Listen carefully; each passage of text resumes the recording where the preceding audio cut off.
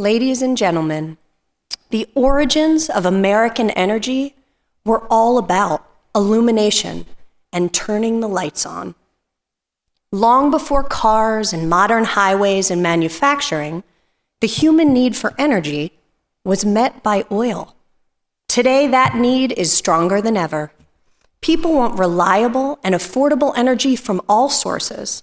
They don't want to return to any period of darkness. They want to keep the lights on. Good morning and welcome to the 2024 State of American Energy. I'm Megan Bloomgren, Senior Vice President of Communications at the American Petroleum Institute. Today, we are proud to announce a new campaign, Lights On Energy, to shed light on what's at stake for America's energy future. Consider these three truths.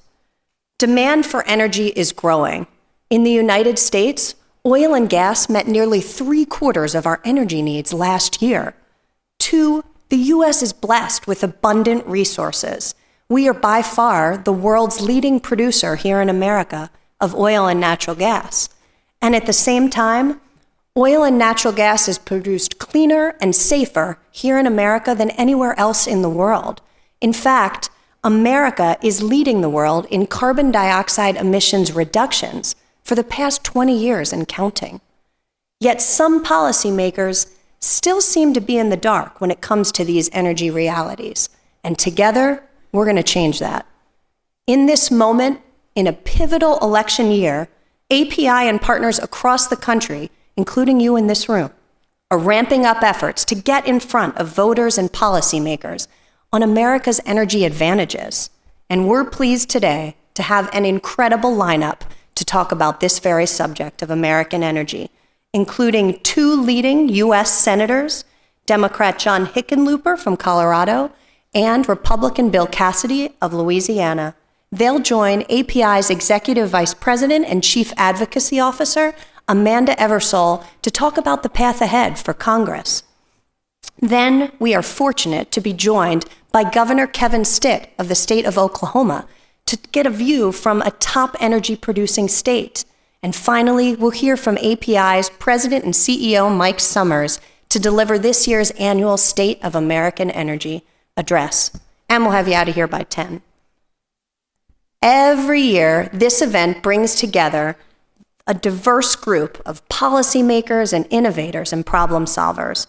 And today we're joined by many members of Congress, including Michael Burgess, August Pfluger, Dan Muser, and I think I saw Congressman Max Miller, plus many congressional staff, Biden administration officials, trade association executives, industry leaders, and so many others, including labor leaders Sean McGarvey, President of North America's Building Trades Unions, and Mark McManus, General President of the United Association of Plumbers and Fitters. I want to especially acknowledge API's Board Chairman, John Hess of the Hess Corporation, and civil rights leader who's with us, Dr. Benjamin Chavis. This audience and the hundreds of others who are joining us online are exactly what America needs to build momentum for informed policymaking and advocacy. In closing, since API sets the standards for industry operational safety and environmental performance, I want to close with a quick safety moment. There are no planned emergency exercises this morning. If we need to evacuate, we'll be alerted on the loudspeakers, and our exits are here to your right and in the back of the room. On behalf of API and our members and the nearly 11 million American workers who are supported by oil and natural gas, thank you for being here. Thank you for sharing our Lights On Energy campaign in this event today on your social media, and let's get started.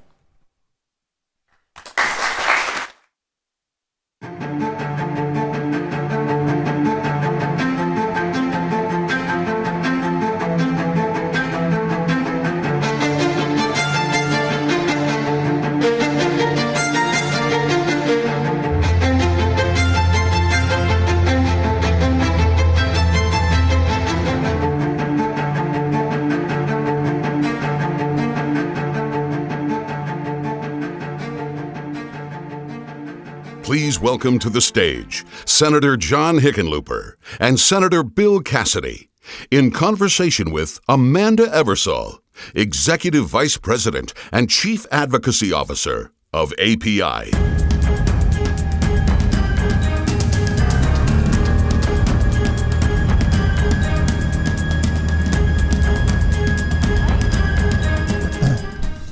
Good morning, everybody. Thank you, Megan, for that fantastic introduction. Senators, it's an honor to share the stage with you this morning.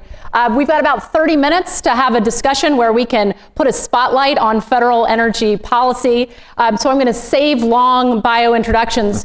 And since it's the beginning of a presidential election year, I thought I'd take the theme of bipartisanship and draw some similarities between your backgrounds. Both of you cut your teeth in state offices, where it really, you have to focus on actually functional government at that level. And so whether it was serving as mayor of Denver or governor of the state or back in the state legislature, the state Senate in Louisiana, that's, you know, the rubber really meets the road at the local level. Both of you are committed to service, having started, of course, in the medical profession as a doctor, focusing on those in the underserved and uninsured communities, building affordable housing for those in need. There's really, or perhaps in the beer business, serving customers. All you could add is perhaps a public service there.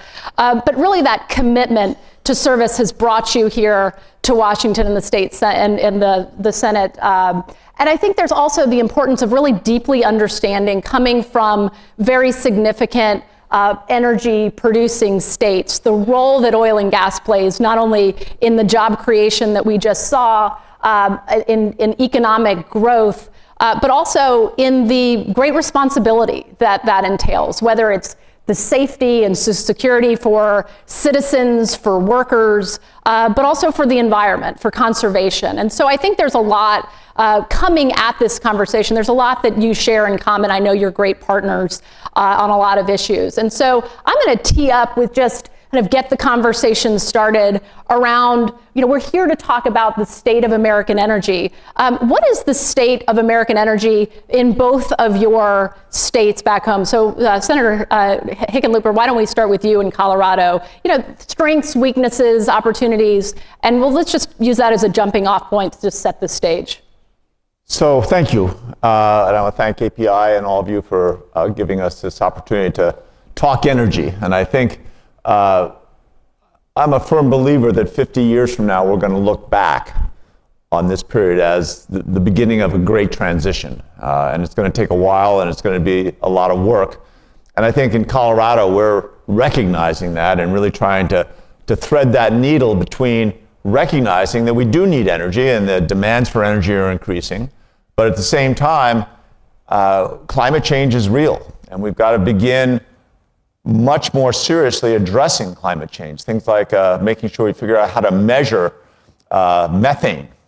We just announced last week a $189 million federal grant from the Department of Energy to go down to the Permian Basin, not in Colorado, but in Texas, and look at how can we measure the leakage and escaping methane to make sure that we get our air cleaned up as rapidly as possible and really begin to address climate change. So obviously the oil and gas industry in Colorado is expanding and healthy, but they are very aware and have been very aggressive partners in regulating methane. Colorado was the first, not just the first state, but the first government entity anywhere in the world that passed regulations around methane and fugitive emissions. And that kind of approach of going out there and saying, all right, we have to do both. We have to have energy, but we have to have cleaner air, and we have to address climate change. We've got to be able to do both.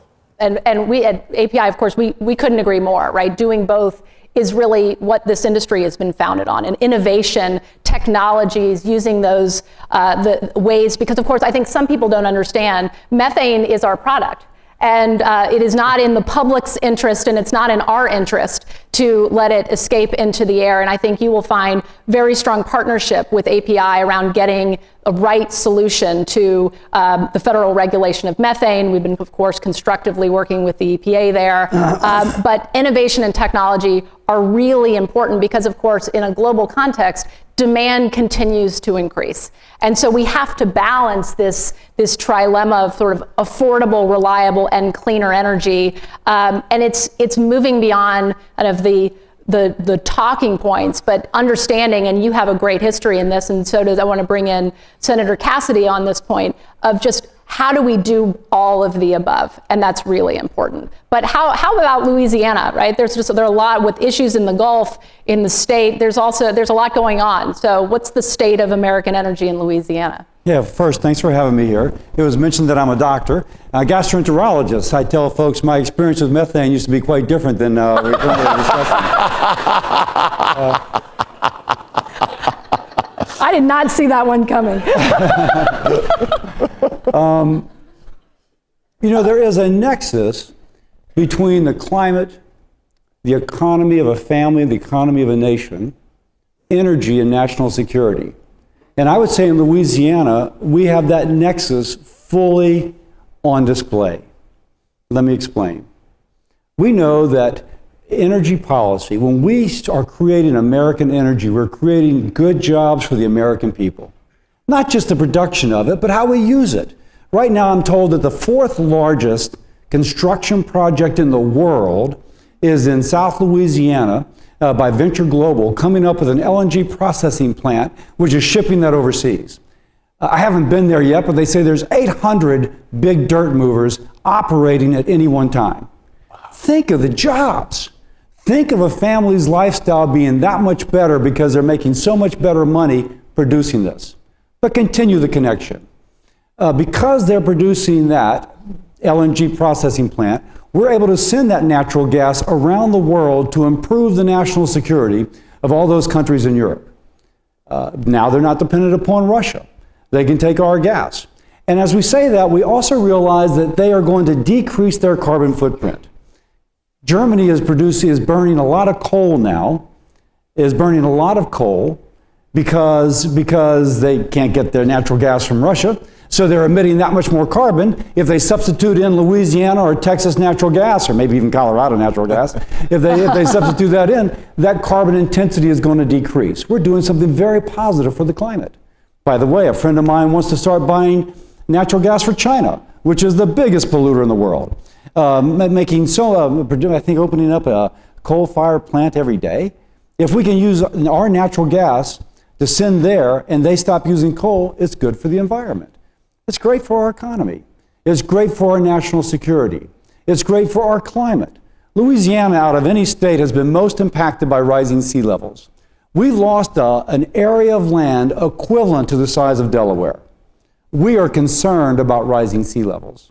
And the reason that the U.S. has decreased, as it was mentioned in the introduction, has decreased our carbon intensity to less than 2005, more than anyone else in the world, is because we've substituted natural gas for coal.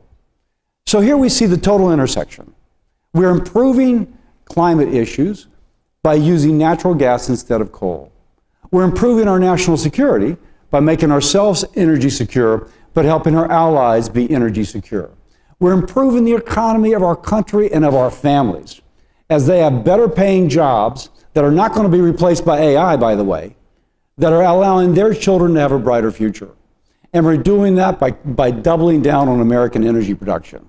That's all happening in Louisiana, but it's really a microcosm of what's happening in our country. So, Mike, I have bad news for you. I think that the senator just gave your State of American Energy address. Just but in all seriousness, as a follow-up question to both of you, there were reports this week that the Department of Energy is looking to not grant applications for the export of natural gas. We have applications in right now that would service the needs of the entire country of India and then some, just waiting in the bureaucracy. And the signals are that the Department of Energy is not going to grant those approvals because they're getting pressure from those who want to accelerate the transition. The challenge is to replace it with what? Demand continues to grow, and of course the national security angle of that. What would you say to the Energy Department on that point? Well, first, and I should have said this right when I began. It is an honor to be on a panel with Senator Cassidy. Just he's funnier than I am, and B, having someone who really understands healthcare and the physiology around pollution and the issues around pollution adds value, and so much of what we're dealing with is fact-based. And I think the issues around how much federal land do we need and which federal land should be open, which federal land has, some people would say, divine aesthetic value, some of our wilderness areas. That's a complicated issue, and I'm on you've got to go and get the facts and really address where does it make sense to explore, and where does it not make sense. There's one other point that I didn't mention, and I'll just say briefly. This country is so divided about so many different things that we need to begin finding ways to come together. And, the issues around permitting, I think is a much bigger deal in terms of how do we make sure that we are being efficient in the energy we get and we don't waste it. When we take the liquefied natural gas and ship it across the oceans, how do we make sure that those shipping vessels are burning clean energy and are not adding pollution? Those are things that bring us together. Yep. And I think that this being in this great transition allows us an opportunity to say, all right, maybe energy is someplace, and addressing climate change, doing both of these at the same time is an opportunity to step up to China and demonstrate that we can be an effective government, an effective democracy. Well, I really appreciate you saying that because, first of all, bipartisanship, really focusing, getting down in the facts is something that we don't do enough, unfortunately, in this town anymore. And part of what we're trying to achieve through our Lights On campaign that we're unveiling today is to really illuminate the facts, bring forward the substance, right? We can talk about various aspirations, but really it's getting down to how are we optimizing molecules? And really the definition, the engineers in the room will appreciate, the definition of the problem of what are we trying to achieve is really important. Because if the objective is how are we going to maximize the reduction of greenhouse gas emissions from the atmosphere for the minimum cost to society, everybody should be for that. Right. It's very hard to object to that. And that opens up an enormous amount of considerations and options because we're going to need all of those solutions to get there. If, on the other hand, the definition of the problem is we need to accelerate certain preferred choices of energy source and stop others, I sort of pivot back to, does that help us with our macro objective? And I really appreciate you focusing in on the goals and bringing the facts to the table, because that's ultimately is going to be what it takes to solve the challenges brought to us by global climate change. But Senator, you look like you're ready to jump into the debate. You want to talk about the Energy Department, or you want to should we jump into permitting reform? You pick. Or you can talk about whatever you want to. LSU's football team, I think, will be really good next year. First, let me compliment John. John's, I forget if they said that in the introduction, he's a geologist. And so he actually talks jive, you know what I'm saying? He can talk politics and he can talk geology and he can be an interpreter between the two. And it's great to work with him on the Energy and Natural Resources Committee. And frankly, he should be one of your biggest allies, because he can speak to that kind of anxiety, that climate anxiety, but he can speak to it with interpreting words that you may mean one way but are received another. And so I just want to just kind of point out his kind of interpreter type role with obviously a keen intellect. What would I say about the Energy Department? It is short-sighted. Asia, and China in particular, but Asia in general, is contributing greatly to greenhouse gas emissions. China by itself has more emissions than the EU, US, and Japan put together because they're burning coal, not natural gas. If we limit the export of natural gas, we limit the ability to substitute cleaner burning natural gas for coal. Now that's certainly true of India too. And India is not going to consign itself to economic I can't pronounce that word, but you know what I'm trying to say. Yeah, Irrelevancy. Because somebody in the Department of Energy decides not to permit a permit because they think somehow, if they don't allow the exporting of that clean natural gas, that somehow China's emissions are going to, and India's emissions are paradoxically going to go down. It is absurd. And at some point, in fact, I'll just close this part with this. I read an article last night in Foreign Policy written by a Japanese and I think an American, and they're saying we need to move away from this idea that we have to crash course into net zero, because it's leading to all sorts of economic dislocation, which is disproportionately harming working people of whatever nation you're speaking of. But if we're willing to accept more of a glide path, then with that glide path, you can start making wiser decisions. For example, substituting coal with natural gas to lower your emissions, just as the US has done. And you're more likely to avoid that economic dislocation. We need that kind of common sense. I'm not sure it's being exhibited. And regarding permitting, by the way, I do think that's a point of common ground between left and right. I say they want permitting reform for power lines, and we want it for pipelines, but it serves the same purpose. We will get to where we need to be more energy secure in a way which doesn't take 2.5 years to get a permit for something that could be permitted in 6 months. Well, and it turns out that all forms of energy require permits. And so it's very interesting to watch in the renewables community, folks running into some of the very same challenges that we have experienced here in the oil and gas sector. We got some modest changes to permitting reform around the Fiscal Responsibility Act last year. What do you think? But there's still a lot to do. What do you think, Senator Hickenlooper, on the ability to advance permitting reform, whether it's for transmission, whether it's for judicial review? There's a whole lot of topics in there. What do you think about the likelihood or how we should come together to try to advance that agenda? Well, I agree with Bill that the permitting is a challenge to everybody. If you care about climate change and you want to accelerate our efforts to address it, we've got to be able to get permits for transmission or pipelines faster.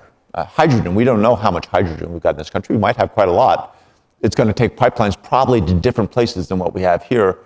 We can't spend 15 years or 20 years to move that energy around. And I think that's part of the great transition, is to get that common focus. What are our priorities? And that's one of the real frustrations for me when I got to Washington, was there is no business plan on how to address climate change. And the different sides, and there are multiple sides, not just a couple. Right. I mean, minerals. How much lithium are we going to need? How much copper are we going to need? Where's it going to come from? Other countries in the world are now raising their environmental expectations for the extraction industries up to what we've had for years.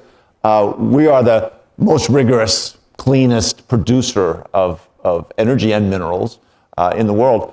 But the rest of the world's coming up, and that's going to add costs unless we can address that with efficiency.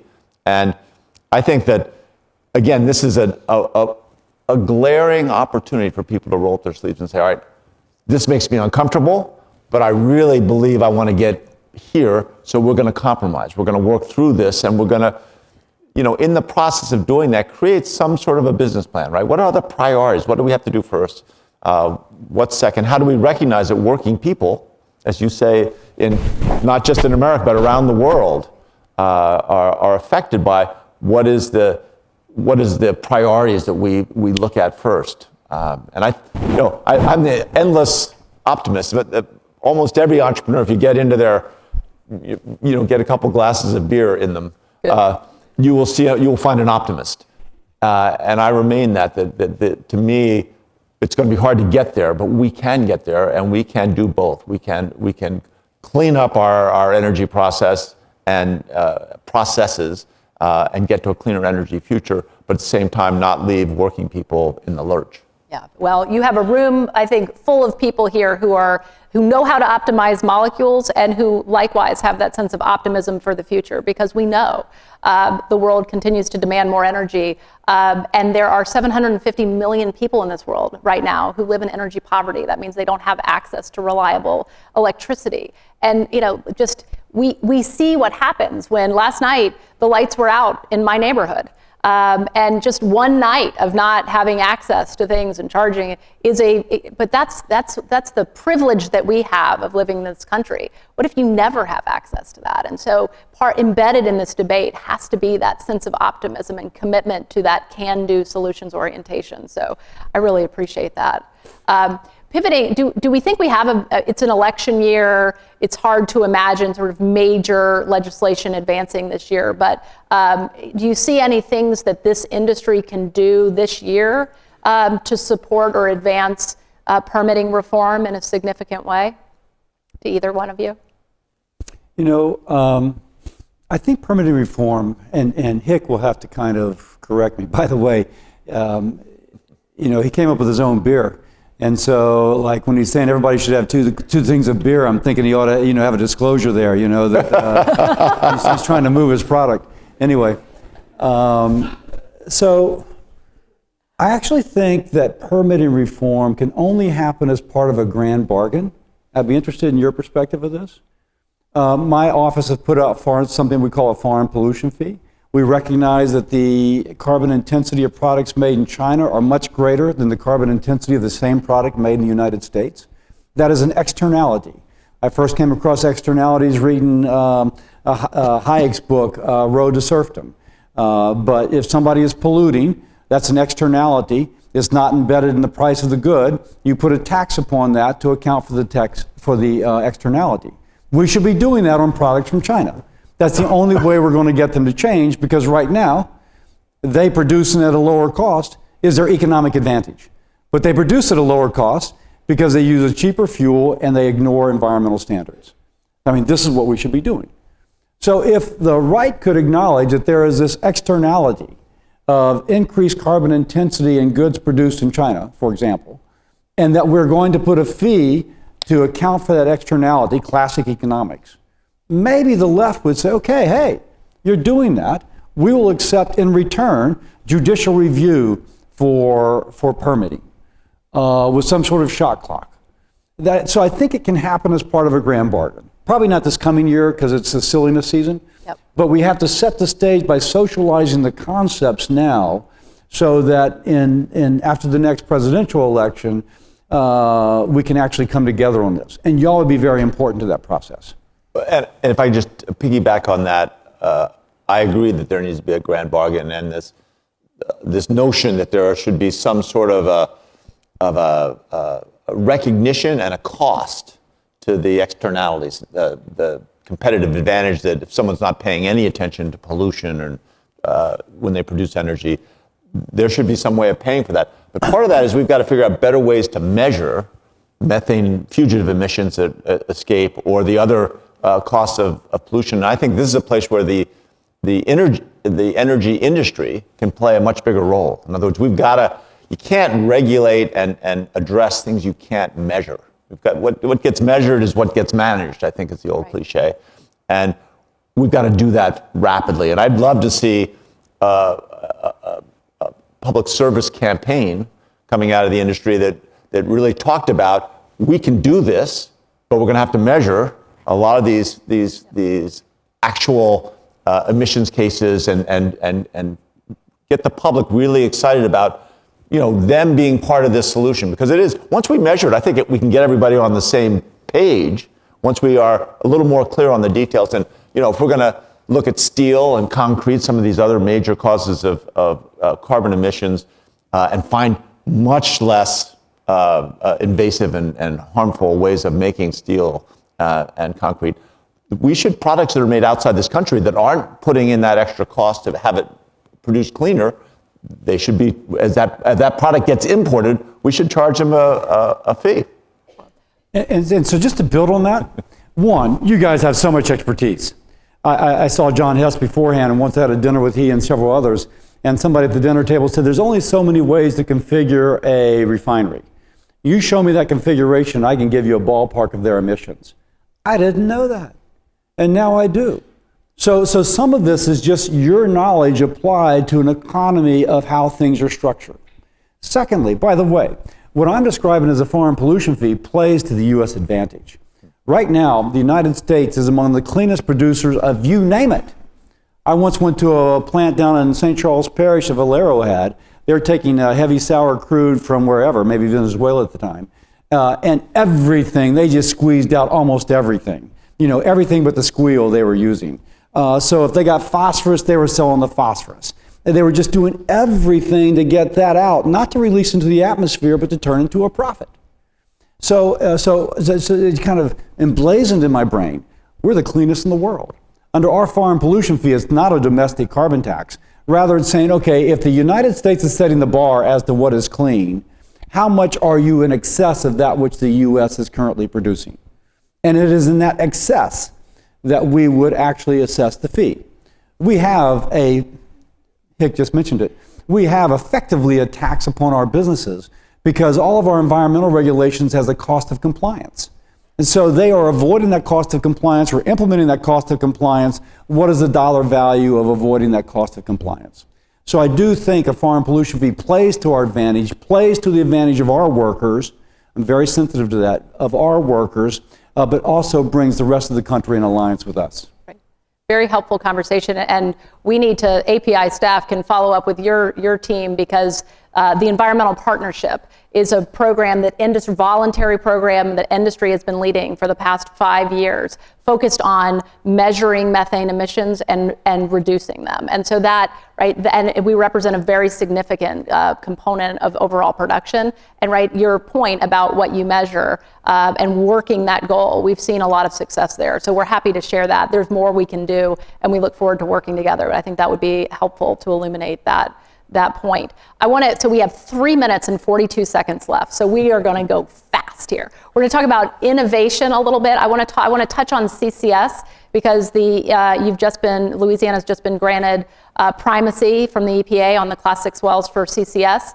And I want to give you both a chance to sort of wrap up and make any closing points. So let's talk about CCS because it's very much in the news. Yeah, CCS will help lower the carbon intensity of any product made in the United States of America. And along the way, it'll provide a lot of jobs for a lot of Americans, a lot of jobs who are pipe fitters, who are landmen, who are otherwise would be employed in the petrochemical or oil and gas industry, and now they'll be doing this. But whether those industries can be cyclical, we can say that this sequestration project will be probably more steady state. That's good for their employment. I'll also point out that there's already been tens of billions of dollars deployed in Louisiana. I'm told our geology is like the Saudi Arabia for sequestration. That's great for our state. It's great for our workers. And it's great for our economy because when the EU says they want to buy products that are less carbon intense, they're going to be looking to a place like Louisiana as the origin of that because there we'll be able to sequester. Going back to the nexus between climate, energy, the economy, and national security, this is part of that puzzle. And I echo exactly what Bill says, that this has the potential to be a win-win-win. Again, we've got to be able to measure it. We've got to make sure that the sequestration is permanent and that it's scientifically robust. In other words, we're aggressively looking at that. But that's all doable. There's no reason why we can't make this one of the major linchpins of addressing climate change. Access, I think I shouldn't end this panel without talking about access. 25% of U.S. production is on federal lands or in federal waters. We did see the Biden administration advance a 5-year plan that has the lowest number of lease sales in the history of the program, no lease sales whatsoever in 2024. You've advanced legislation with Senator Cruz on this topic, mandating sales this year and next year. Any thoughts there? We have to be able to do both and do so responsibly. Thoughts there on access, whether it's in the Gulf? The idea that you're not going to develop oil and natural gas in the Gulf of Mexico is some ideologue's idea that they're going to somehow affect global climate change by killing American jobs. U.S. environmental standards for the reduction of oil and gas offshore are the greatest in the world. We should be developing here. And in the meantime, emissions are being driven by China and Asia. So I think this is a kind of a symbolism. Hopefully it's so frustrating. They're willing to kill American jobs because they want to make some ideological point. If you can tell, I'm a little frustrated. Again, I think I covered this earlier, but that it is a complex algorithm about where we recover energy. And we have issues everywhere. Actually, I mean, wind, solar, Colorado is a big wind energy state, but we're also aware of the challenges of wind. How do you get energy from where we've gotten it? We need to get new transmission lines. Solar, same issues. Do you have enough land space? We have a couple of large solar facilities that have their own complexity. We need a business plan, and we should be looking at all the federal lands, whether we're talking about extraction of oil and gas, or whether we're looking at solar and wind on federal lands. We need a process of prioritizing which lands are going to be best for which energy, and something we could all come together on and say, all right, this is how we go forward, so that we're not always at each other's throats, tying up everything. Well, I think as we conclude, the theme of optimism, the theme of bipartisanship, we have to get this right. We have no choice. But I feel reassured that we have two incredible leaders who are focused on the facts, that want to shine a light on the way forward here that will help not only the Americans who consume this energy, but our allies abroad. So, ladies and gentlemen, please join me in thanking Senators Cassidy and Hickenlooper.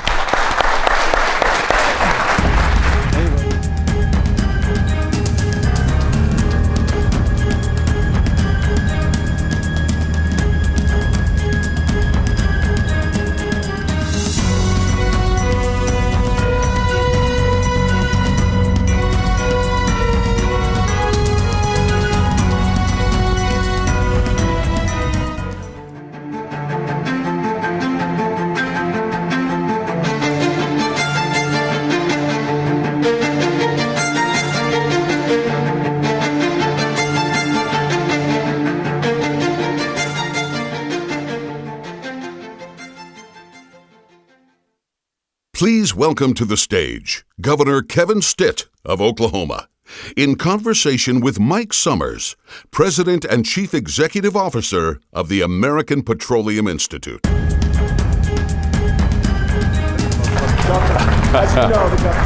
Yeah. Hey, how you doing, Senator? Good to see you. Yes, sir. Good to see you. You warmed them up for us.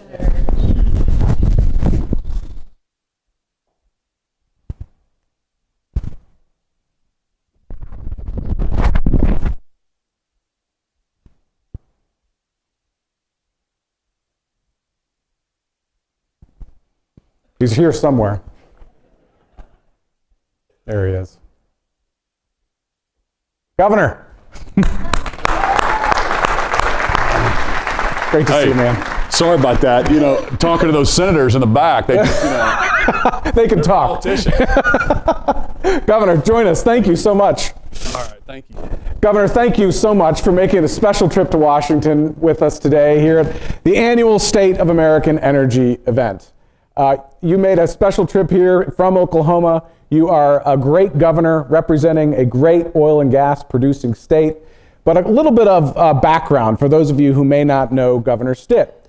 So first of all, he grew up in Norman, Oklahoma. Many of you know that Norman is the home to the University of Oklahoma, the Sooners. But he actually went to school in Stillwater, Oklahoma. He is a Oklahoma State cowboy. So he really knows the state of Oklahoma just about better than anybody. But what you may not know about Governor Stitt is that he never served in public office prior to running for governor. He ran a successful accounting business, and in a town that's filled with lawyers and lobbyists, we know that we need a lot more accountants. So Governor, thank you for being here, and welcome to the annual American State of Energy. Thank you. Thank you so much. Just one small correction. I got an accounting degree, but the business is banking and mortgage servicing. So, but yeah, I was in the business world, never ran for office. But I think that's really what our founders envisioned, is that you would be a successful farmer, rancher, teacher, business person. You would leave that career to go serve your state or your country. And that's what I promised Oklahomans, that I was always going to focus on the next generation, not the next election. And you're free to just make the right decisions for your state or your country. And so I think that's so important for us to kind of keep in mind that we're here to try to leave our state or our country a better place and then go back to the private sector. So let's talk a little bit about what we call the American energy advantage, that we are blessed in this country with incredible resources. We have incredible workforce here in the United States. Oklahoma is a significant oil and gas producer. I want to hear a little bit about what you think the Oklahoma energy advantage is and how we can learn from Oklahomans and the importance of that advantage that you've seen in your state. Yeah, well, you've said it right. I mean, it's a huge advantage for our state. So Oklahoma, my vision is to be top 10 in everything that we do. We're certainly top 10 in energy. And so we've been an innovator for over 100 years. I know we've got some great companies here from Oklahoma. I think Phillips is in the room, started in Oklahoma. We've got Devon and Marathon and Williams, a great pipeline company. But Oklahoma, we're so proud of this. And I love sharing our story because we're number 6 in oil production. We're number 6 in natural gas production. But what people also don't realize is we're number 3 in wind energy. We're leaning into hydrogen. We believe that you have to have a diversified, reliable grid, and you need to have more of everything. So that's kind of our overall philosophy. So how has that helped us? So we have some of the most affordable, reliable energy in the entire country. It's led to, we're 40% lower in cost of living than other states. So that's huge. That's a huge advantage for us. Now Oklahoma is top 10 in people migrating and moving to our state. We have 4 million people. We're the 28th largest state. But true numbers now, we're top 10 in migration, people moving. And you know what state we get most people from? Anybody want to guess? California. So I meet these people from California. They'll come to me and they'll take a picture. Governor, we'll meet events around the state. We're one of the people who moved from California. I said, well, here's the deal. I had to wait 18 years to vote in Oklahoma. I'm going to make you wait 18 years before you vote in the state of Oklahoma. That's just a joke if this is being recorded, okay? I'm just kidding. But they very quickly, they say, no, we're moving here because of your pro-business, pro-freedom policies. We can see what's happening. The quality of life. Oklahoma City now is the 20th largest city in the country.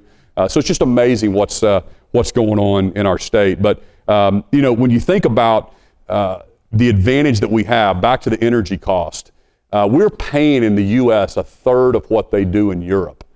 We have an international strategy where I meet with ambassadors every time I come to D.C. and probably met with 40, 50 of them. And they're paying a third more. CEOs in Europe, they're looking for reliable, affordable energy. I mean, it's just the topic that always comes up, and the people in this room understand that. Google has their largest factory or their largest data center located in Oklahoma.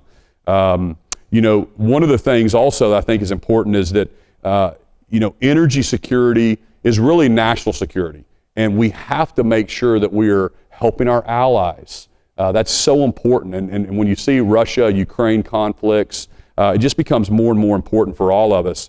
I love to say that in Oklahoma, we feed the world. So we've got top 10 agriculture. We fuel the world. We defend freedoms around the world with our Air Force bases and Tinker Air Force Base.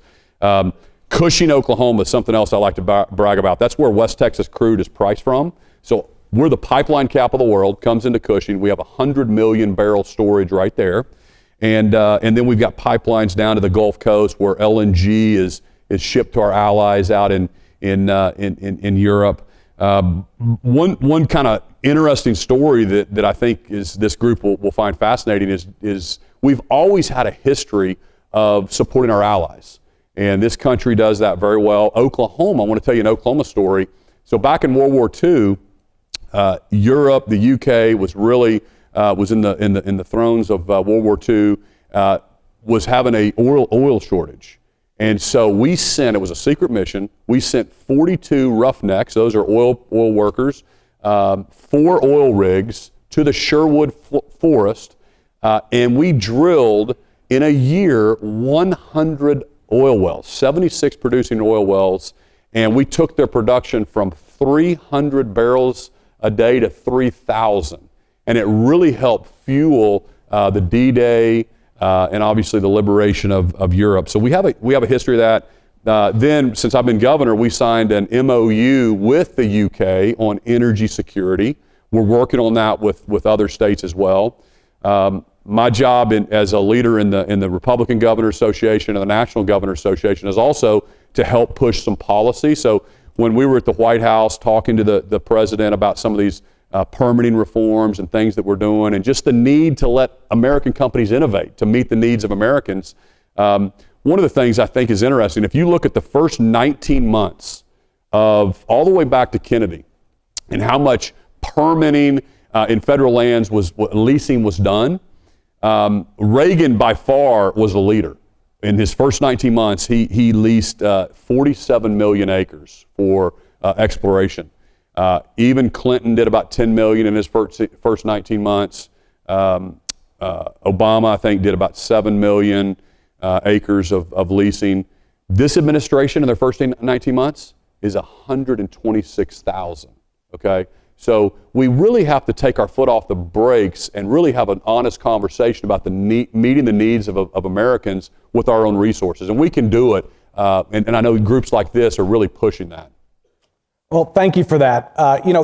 It strikes me you're really doing it all in the state of Oklahoma. Of course, you're a top oil and gas producer.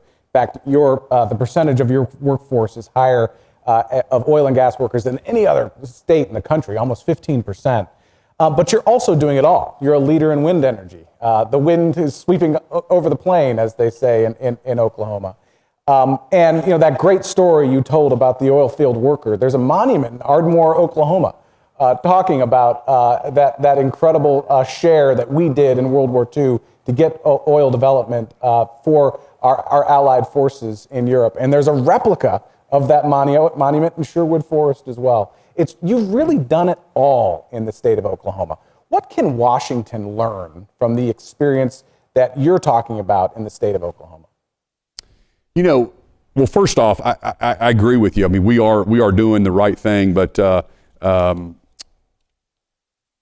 I think about the bedrock oil and gas industry is, oil and gas is the bedrock for our state, for sure. And I think Washington, if we're going to talk about policies. So back to my NGA, RGA leadership role, we're working with a bipartisan group of governors right now to talk about permitting reform. And I know that's probably your senators talked about that as well. But we want to streamline the permitting process. We put forth a set of our principles out, and I think the NEPA, the rules just came out. They took a few of our recommendations, but we need to do judicial review for sure.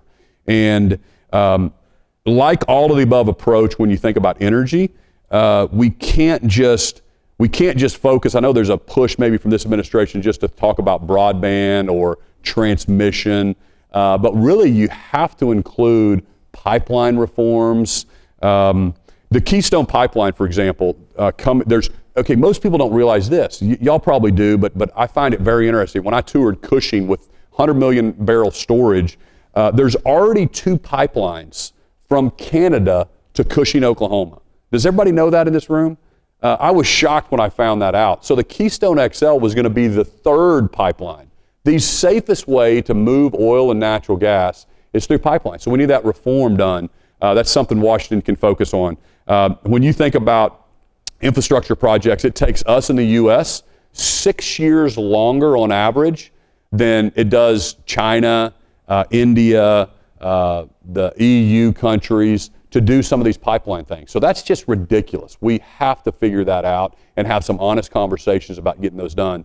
One of the CEOs that I met with just recently was telling me that they have a existing pipeline in California, and they're trying to convert it to a carbon sequestration, carbon capture, and it's going to take them 10 years to get that approved, and it's an existing pipeline.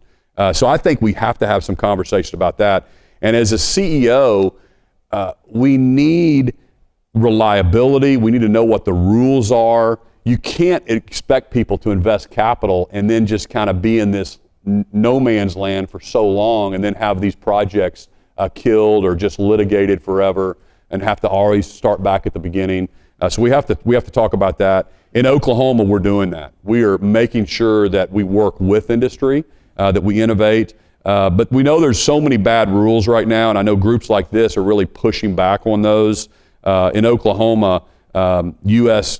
DOT, we've sued them on those greenhouse emissions. I mean, our transportation department should not be focused on some kind of personal agenda up here from Washington, D.C., and they should be building roads and infrastructure in Oklahoma.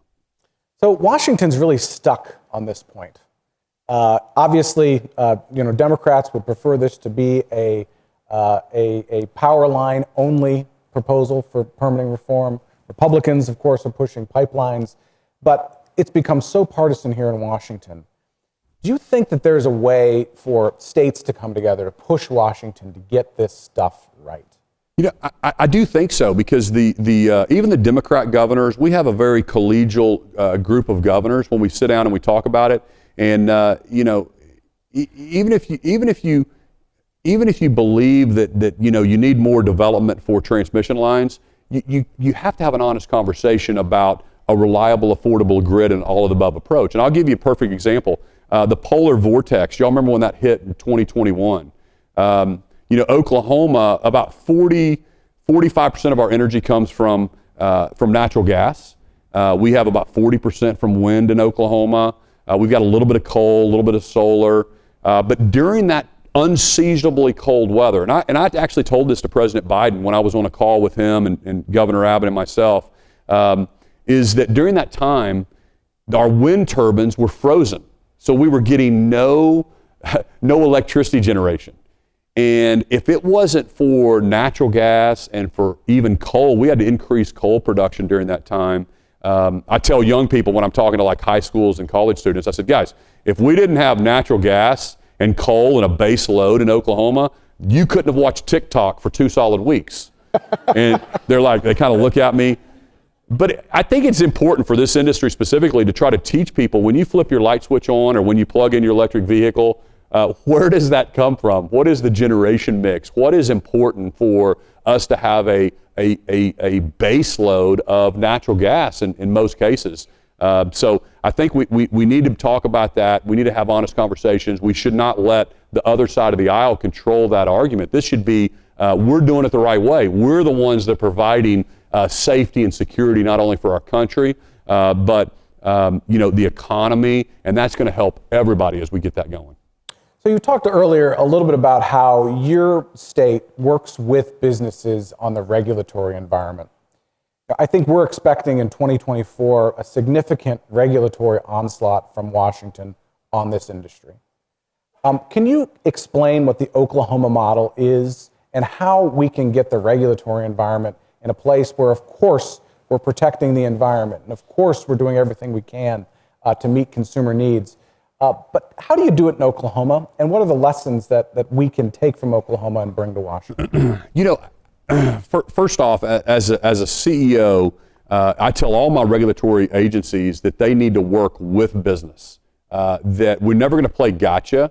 It feels like when you're in business that these agencies can come at you and they never want to be clear with the rules. They want to be able to play gotcha, be able to fine you based on your balance sheet. That's not the way we do it in Oklahoma. That's un-American. We need to be clear with the rules, set a level playing field, let businesses go compete. That's all that we want. We want a level playing field. So I think that's important for us to talk about as well. But the other thing that I want to throw in the conversation is in Oklahoma, we're also focusing on critical minerals. And because of the bedrock oil and gas nature of our state and the affordable, reliable energy grid, businesses are moving here. I mean, we've got EV companies moving and lithium-ion battery recycling companies moving to our state. I wrote an op-ed in the Wall Street Journal about the need for federal law about critical minerals and maybe a national stockpile and unplugging from China. And in Oklahoma, because of our business-friendly environment, we now are leaning in and we have the first ever mineral to magnet manufacturer. So it's a new process.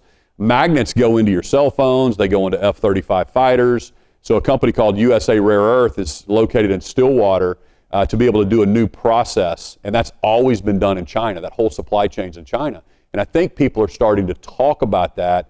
But you have to get some conversations going with your regulatory agencies as well. We are with primacy, we're working with the EPA. We'll be, I think, the 4th state to get primacy for Class 6 wells. We've had to line up our Oklahoma law to kind of line up with some of the EPA rules because that's something we're focused on as well in the state of Oklahoma. That's a really big deal. Let's dig a little bit deeper into that. Louisiana just recently got primacy for Class 6 wells and carbon capture.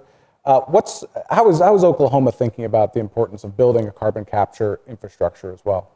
Yeah, I mean, if you meet with Governor Burgum in North Dakota, he's talking about what that looks like, and we have some injection wells, we have some expertise in doing that, but also just further exploration of getting more oil and gas out of the ground with injection wells, but also just capturing it and storing it is something that I know companies are looking heavily at. We want to be able to do that in Oklahoma as well. That's great. So this is state of the state time in all of our state capitals. I'm sure you're working hard on your state of the state right now. What are some non-energy issues that you're focused on as governor right now as well? Yeah, so the state of state starts for us the first day of session, so it's February 5th, and we've been working on our draft. But really, it's I think to have an honest conversation about how do we become a top 10 state, and that's the vision that I always talk about in Oklahoma. We've already cut taxes. When I took over as governor, we had very little money in savings. We were having teacher walkouts, budget deficits, and just by being fiscally disciplined, I'm in my 6th year now, we have the largest savings account we've ever had. It's over $5 billion. We've cut taxes. I did a school choice bill last year, and school choice I think is just so important because school choice shouldn't be just for the rich. It should be for every single family. And so now every single family in Oklahoma has a $7,500 refundable tax credit to go to a school of their choice, whether it's a private school or charter school or whatever. So we're really excited about that piece of it as well. But the American dream is alive and well in Oklahoma. It really is. We're moving the needle. We're moving the needle there, and so we'll continue to talk about some of those fiscal disciplines, more education choice. The other thing I love to share with you on education, I think is important, is listen, if you go to MIT and get an engineering degree, you're going to be great. But there's so many other kids maybe that aren't going to college. There's only 50% of the kids go to college nationally, and 50% don't. So what are we doing with those other kids to make sure that they have an opportunity and they know that their future is going to be super bright? And so we're looking at some of those trade schools. So I set up a school in Norman, Oklahoma, where I went to high school. It's an aviation school. And so if you're a junior in high school and you want to become an aviation mechanic or a pilot, you can go to this one high school, and by the time you graduate, you're an aviation mechanic.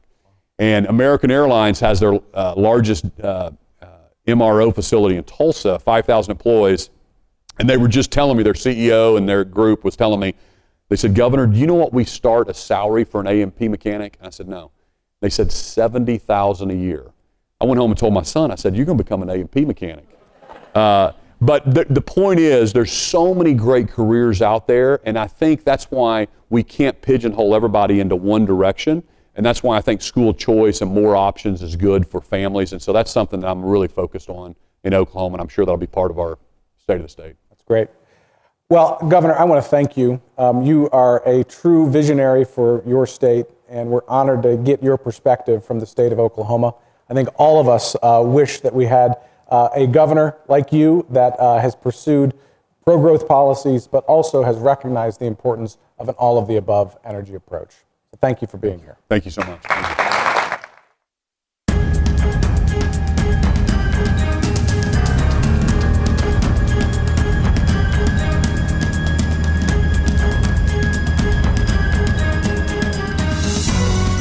Our future is closer than we think. Our world is growing, and with it, our demand for energy, our economy, our security, our nation. The future of energy depends on the decisions we make today. It's time to shed light on the foundational facts of our energy future and the policies that threaten it. America's resources are abundant. Our ingenuity is endless. The realities we face are clear. A strong energy future starts with smart policies today. It's time to shed light on the facts. LightsOnEnergy.com. Please welcome back to the stage Mike Summers, President and CEO of API, to deliver the 2024 State of American Energy Address. I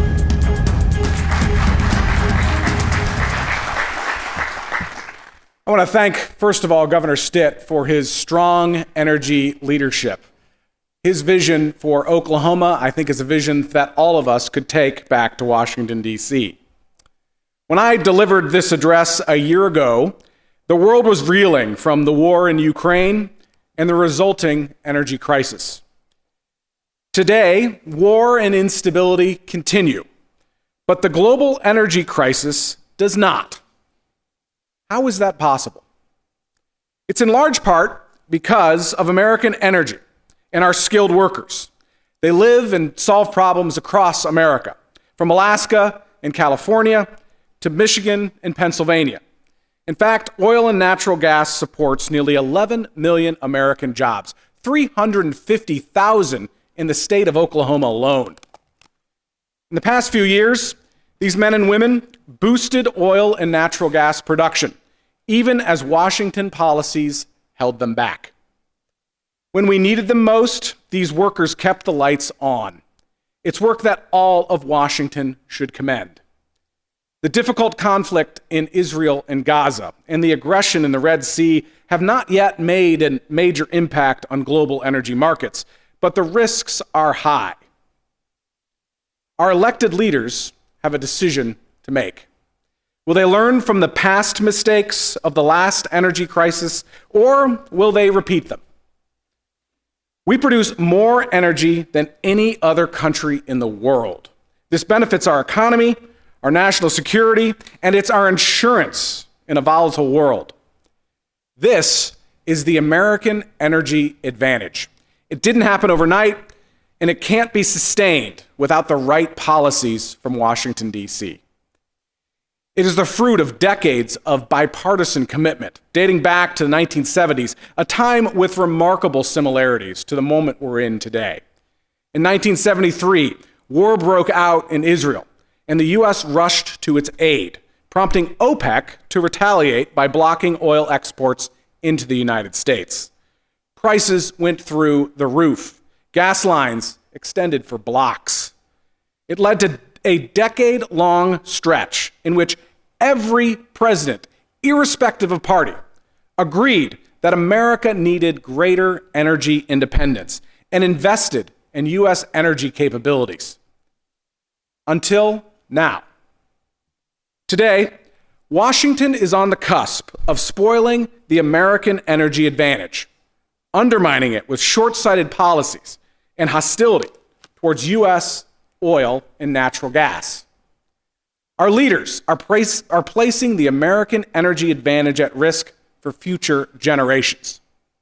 For people like Zoe Wright of Northeast Pennsylvania.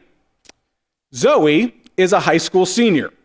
Several years ago, she attended a summer camp where she practiced welding and learned about the oil and gas industry. She impressed her instructors so much that she secured an internship with a prominent energy company, API member Coterra. Now, Zoe is taking dual enrollment classes in her high school and through a local college, through an industry-funded training program. She's getting so much college credit that she will only need 1 year of college classes before graduating, when she plans to work in the energy industry. Zoe is here with us today, with her mom, Sarah. Stand up, Zoe.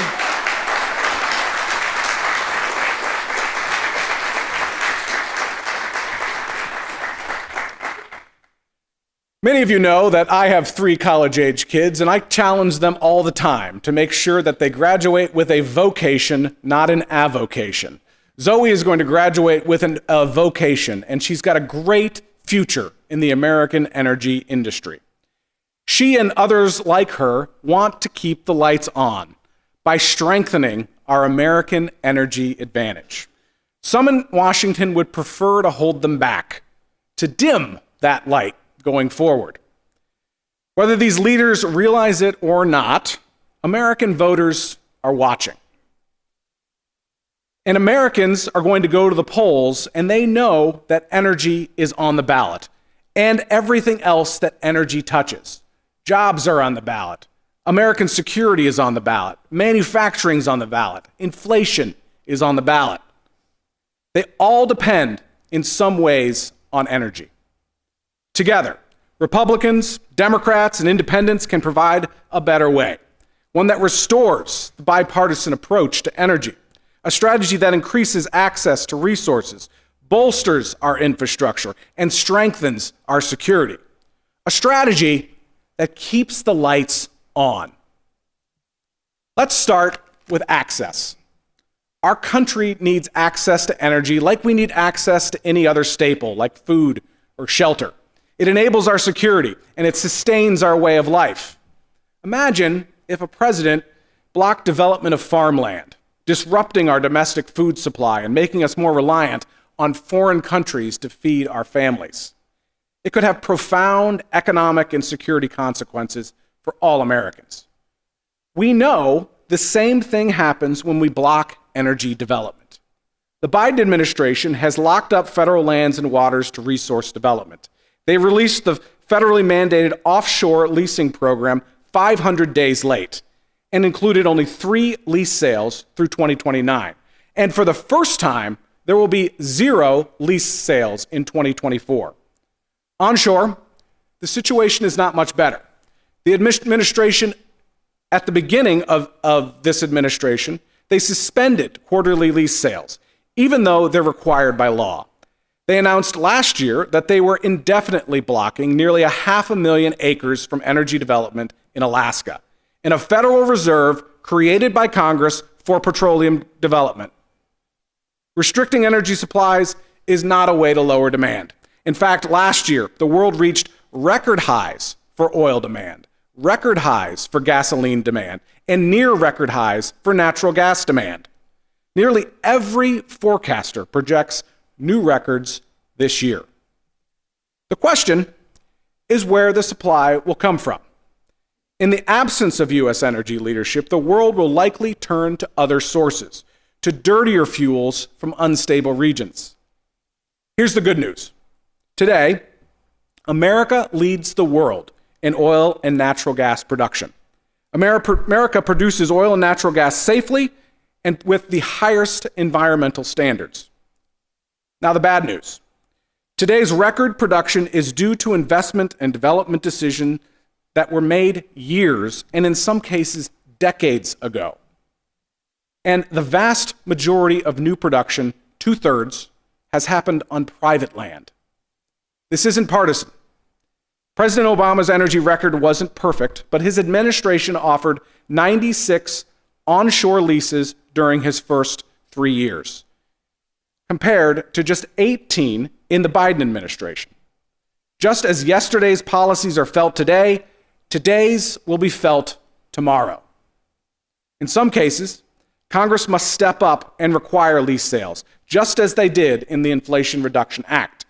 To maintain America's energy advantage going forward, policymakers must increase energy leasing in federal lands and federal waters, approve permits in a timely manner, and remove barriers to developing America's resources.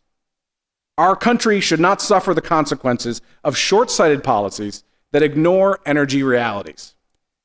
As we increase access to U.S. energy resources, we need the infrastructure to move, process, and refine those resources. Thanks to recent legislation passed by Congress, we started the conversation on permitting reform, but it will take a lot more to rebuild our nation's infrastructure for the demands of the future. We need to permanently cut the red tape that's blocking construction, investment, jobs, and progress in America. Today, energy infrastructure projects take either too long to permit or go the way of the Atlantic Coast or Keystone pipelines or countless other pipelines that weren't permitted at all. This broken process has significant consequences. For example, the lack of natural gas pipeline approvals is one of the reasons why New England families pay some of the highest electricity rates in the country. We need clarity on U.S. LNG permitting as well. Our allies need U.S. LNG to meet their energy security and environmental goals, both now and into the future. 2 years ago, President Biden committed to sending American LNG overseas to our allies. Yet recent reports indicate the administration may abandon that promise. Halting U.S. LNG approvals would put our allies at risk. This should not be controversial. In fact, one of the biggest things that we can do for the environment is to send more U.S. LNG overseas to displace coal and to help cut global greenhouse gas emissions. And it's not just pipelines and LNG. Other energy projects like wind and solar can take 4 to 6 years to clear the federal environmental reviews. These permitting delays could also impact emerging technologies like carbon capture and hydrogen, where our industry is playing a leading role. Projects of all types are buried in red tape. Put simply, we can't unleash these technologies if we can't build them. Someone can finish 4 years of high school or get a college degree before an energy project is permitted, much less built. The final pillar of U.S. energy leadership is national security. Our adversaries have shown time and again their willingness to weaponize energy. We ignore their actions at our own peril. Our energy leadership is our security advantage. That leadership should include all energy sources, but unrealistic timelines and government mandates to achieve 100% renewables and 100% full electric vehicles don't bolster our advantage. They bolster other countries, in particular China's advantage. They also restrict Americans' options. Americans don't need mandates. They need more choices. More oil, more wind, more solar, more natural gas, and more modern infrastructure to support them. If it's energy made in America and it keeps the lights on, our policymakers and candidates should support it. That's the American energy advantage. Americans' advantages are anchored by our vast natural resources. But what really makes them shine are our people. The workers at the well, the innovators in the lab, the truckers on the road, and the next generation, the teachers and the students helping to bring our energy future into focus. People like Peyton Hagler of New Mexico. Peyton experienced firsthand the value of a good energy job, having worked for several years in the oil field. Now, he's helping the next generation by teaching vocational classes to high school students. With help from American Energy Partners, Peyton teaches 50 students about industry operations through hands-on learning modules, where they can visualize the science and engineering that goes into it. Stand up for us, Peyton.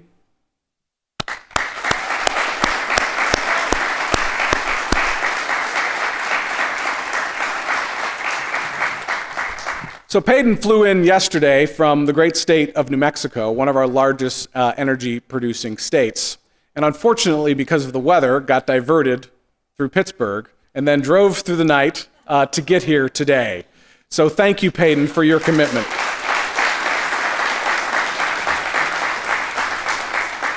Attending with Peyton today are Trey Williams, who's principal of Lovington High School in Lovington, New Mexico, where Peyton teaches, and Pamela Quinones, superintendent of Lovington Schools. Thank you all for your commitment.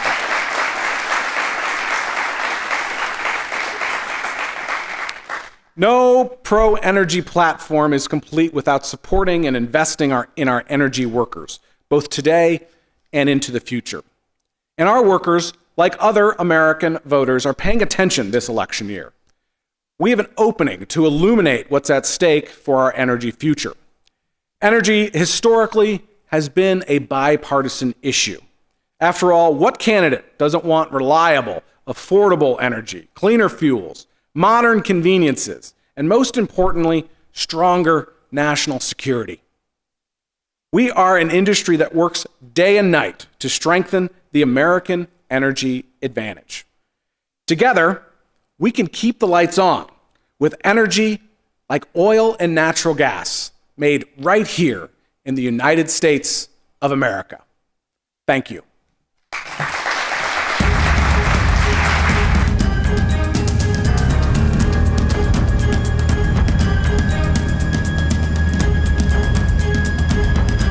Please welcome back to the stage Megan Bloomgren, Senior Vice President of Communications for the American Petroleum Institute.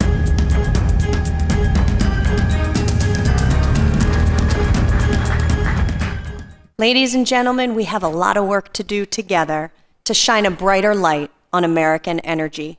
Please take a moment today and share content from the handle @API Energy on your LinkedIn or your X page. I'm still getting used to that.